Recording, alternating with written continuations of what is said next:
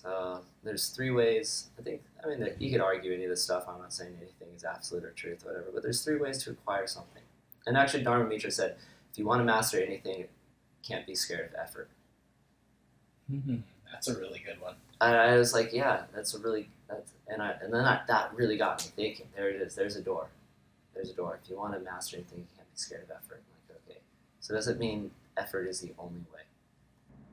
The first way you can get something is given to you. We're gifted. You know, we're all gifted with this body. That was the first thing that you got, and that was given. Mm-hmm. You didn't do anything to get it. Recognize that as a gift. Okay. Second way you get something is through effort. Your hard work, your pain, as we talked about, your struggle, you earned it.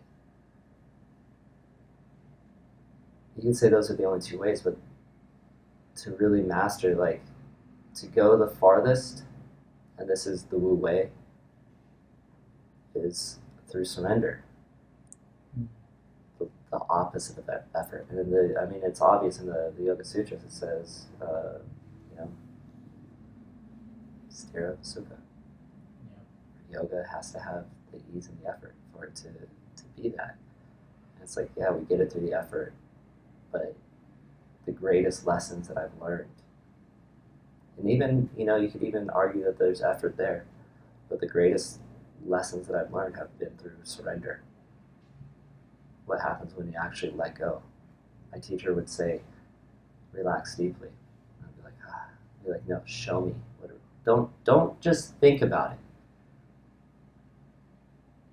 Feel it. What does it feel like to let go? And then I'd sit there. I remember, when I was meditating on that rock. The only reason I meditate on the rock is because the forest was so thick I couldn't see the sky, and so when the sky was out, I had to wait through like a couple feet of water to this rock that was like actually out in the sky where I could get a little sun. But I would sit there on my little meditation pad for like 8 hours, and I would just be like, oh, what does it feel like to surrender? And I would let everything go, and I'd let my shoulder, and I'd just feel it. And I'd let go of all the words and feel it. And what does it feel? And I'd be crying, and my nose would be running, be drooling, and everything. And I couldn't even hold myself up, and I'd just be sitting there just to experience, without thinking about it, what it actually feels like to surrender. And I remember one day, it's probably about 4 or 5 o'clock in the afternoon, looking out over that lake, and it was absolutely gorgeous. I mean, it's pristine. There wasn't anybody around for, the closest person was like an hour walk away. Just this pristine lake, and I was just sitting there.